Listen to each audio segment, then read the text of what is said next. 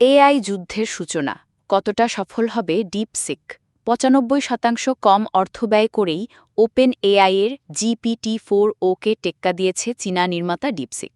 ২০ জানুয়ারি নতুন model R1 প্রকাশিত হওয়ার পর প্রযুক্তি বিশ্বে কী ঘটেছে জানাচ্ছেন এম তাহমিদ। চীনের জেজিয়াং বিশ্ববিদ্যালয়ের ইঞ্জিনিয়ারদের গড়া প্রতিষ্ঠান ডিপসিক মাত্র ২ বছর আগে যাত্রা শুরু করে এটি। প্রতিষ্ঠানটির প্রধান নির্বাহী লিয়াং ওয়েনফেং বরাবরই বলে আসছিলেন ডিপসিকের লক্ষ্য শুধু আর্টিফিশিয়াল ইন্টেলিজেন্স তৈরি করা নয়, বরং তারা চেষ্টা করছে এআই তৈরির প্রোগ্রামিং ও অ্যালগোরিদমকে উন্নত করা, যাতে শক্তিশালী হার্ডওয়্যার ও মাত্রাতিরিক্ত বিদ্যুৎ খরচের ওপর নির্ভর করতে না হয়। প্রতিষ্ঠানটি এখনই লাভজনক দাবি তাদের, অথচ এখনও লাভজনক হতে পারেনি ওপেন এআই।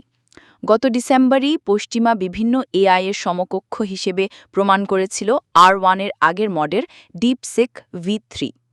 প্রোগ্রামিং, তথ্য বিশ্লেষণ, লেখালেখি এবং অঙ্কের জটিল সমস্যা সমাধানের মতো বিভিন্ন বেঞ্চমার্কে সেটি অনেকটাই এগিয়েছিল।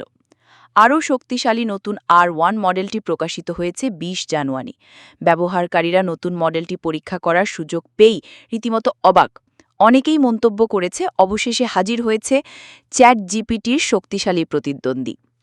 R1 মডেলটি চালাতে ব্যবহৃত হয়েছে এনভিডিয়া ৮৮০০ এআই অ্যাক্সেলারেটর, যা ওপেন এআইয়ের ব্যবহৃত H100-এর তুলনায় বেশ দুর্বল। ডিপসিক এও দাবি করেছে তাদের R1 মডেল ট্রেনিংয়ের শেষ পর্যায়ে খরচ হয়েছে মাত্র $৫৬ লাখ, যেখানে ওপেন এআইয়ের মডেল ট্রেন করতে লেগেছিল $১০০ কোটিরও বেশি। এআই ব্যবহারের খরচ পরিমাপ করা হয় টোকেন হিসেবে। প্রতি ১০ লাখ টোকেনের জন্য ওপেন এআই নিচ্ছে $১৫, সেখানে ডিপসিক নিচ্ছে মাত্র $২.১৯। যেসব প্রতিষ্ঠান বাণিজ্যিকভাবে এআই ব্যবহার করে তারা দ্রুতই ওপেন এআই বাদ দিয়ে ডিপসিক ব্যবহারে ঝুঁকতে পারে। হয়তো চ্যাট জিপিটির মতো এতটা নিখুঁত নয় ডিপসিক, কিন্তু দামে প্রায় ৯৫% পার্থক্য, এটা মোটেই ফেলনা নয়। খরচের বিশাল পার্থক্যের বিষয়টি জানাজানি হওয়ার পরপরই এর প্রভাব পড়েছে শেয়ার বাজারে। ডিপসিক যদি ৯৫% কম খরচে এআই সেবা দিতে পারে, তাহলে পশ্চিমা এআই নির্মাতাদের আয় কমে যাবে এমন ধারণা করে অনেক বিনিয়োগকারী এআই চিপ নির্মাতা এনভিডিয়ার শেয়ার বিক্রি করতে শুরু করেন। ফলে $৬০,০০০ কোটি বাজার মূল্য হারিয়ে যুক্তরাষ্ট্রের ইতিহাসে একদিনের সর্বোচ্চ দরপতনের ইতিহাস গড়েছে এনভিডিয়ার শেয়ার। দরপতন হয়েছে গুগল, অ্যামাজন, মাইক্রোসফট এবং ওপেন এআইয়ের শেয়ারেরও। এক ডিপসিকে পতন ঘটিয়েছে $১,০০,০০০ কোটি বাজার মূল্যের বিভিন্ন প্রযুক্তি পণ্য নির্মাতা ও সেবাদানকারী প্রতিষ্ঠানের শেয়ারে। এআই মডেলগুলোকে সম্পূর্ণ ওপেন সোর্স করেছে ডিপসিক। চীনা প্রযুক্তির বিষয়ে পশ্চিমাদের অবিশ্বাস কমানোই তাদের লক্ষ্য। সেজন্যই মডেলের পুরো কোড নিজে পরীক্ষা করার সুযোগ দিয়েছে প্রতিষ্ঠানটি। পাশাপাশি যে কেউ চাইলে ওপেন সোর্স মডেলগুলো ডাউনলোড করে নিজেদের পিসিতে চালাতে পারবে। ওপেন এআইয়ের মতো ক্লাউড সেবার ওপর নির্ভরশীল থাকতে হবে না। বেশ কিছু প্রতিষ্ঠান এর মধ্যেই নিজস্ব ডিপসিক সেবা চালুর জন্য কাজ করছে। এতে করে এআই বাজারে থাকবে না গুগল, মেটা এবং ওপেন এআইয়ের অলিগার্কি। তবে ডিপসিকের দাবিগুলো নিয়ে সন্দেহ প্রকাশ করেছেন অনেক এআই বিশেষজ্ঞ। স্কেল এআই প্রতিষ্ঠানের প্রধান আলেকজান্ডার ওয়াং বলেছেন, শুধু H800 চিপ ব্যবহার করে এতটা চমৎকার এআই তৈরি করা কোনোভাবেই সম্ভব নয়।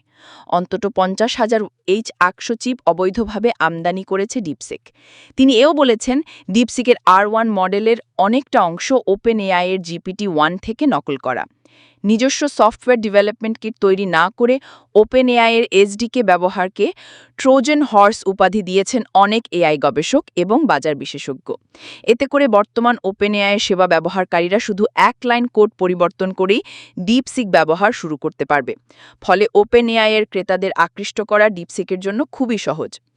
পশ্চিমা প্রযুক্তি নকল করে স্বল্প মূল্যে বিক্রি করে বাজার ধরার জন্য চীনাদের দুর্নাম আছে আগে থেকেই। ডিপসিকও হাঁটছে একই পথে। এমনটাই লিখেছেন একাধিক ব্লগে বেশ কিছু এআই গবেষক এবং বাজার বিশেষজ্ঞ। বর্তমানে অ্যাপল ও গুগল অ্যাপ স্টোরের সবচেয়ে জনপ্রিয় অ্যাপের তালিকায় শীর্ষে রয়েছে ডিপসিক। বিপুল পরিমাণ নতুন ব্যবহারকারী সামলাতে হিমশিম খাচ্ছে ডিপসিকের সার্ভার। তাদের দাবি এর মধ্যে হ্যাকাররা তাদের সার্ভারে চালাচ্ছে সাইবার হামলা। ব্যবহারকারীরা ডিপসিকের জ্ঞানের বিভিন্ন সীমাবদ্ধতা নিয়ে হাসিতামাশাও করছে। সেসব মিম বর্তমানে বিভিন্ন সামাজিক যোগাযোগ মাধ্যমে ভাইরাল। এ বিষয়ে ডিপসিকের মুখপাত্র তীব্র সমালোচনা করে বলেছেন, প্রতিটি দেশেরই নিজস্ব আইন আছে, প্রতিষ্ঠানগুলোকে তা মেনে চলতে হয়। ডিপসিক যেহেতু চীনা প্রতিষ্ঠান, অবশ্যই তাদের এআই চীনা আইনের প্রতি শ্রদ্ধাশীল। ব্যবহারকারীদের তথ্য অরক্ষিত ডেটাবেসে রাখায় এর মধ্যে শুরু হয়েছে কঠিন সমালোচনা। সাইবার নিরাপত্তা গবেষণা প্রতিষ্ঠান উইজ আবিষ্কার করেছে ডিপসিকের একটি ক্লিকহাউস ডেটাবেসের নিয়ন্ত্রণ যে কেউ চাইলেই নিতে পারবে। সমস্যাটি দ্রুতই সমাধান করেছে ডিপসিক, তবে তথ্য নিরাপত্তা নিয়ে সন্দেহ কাটছে না।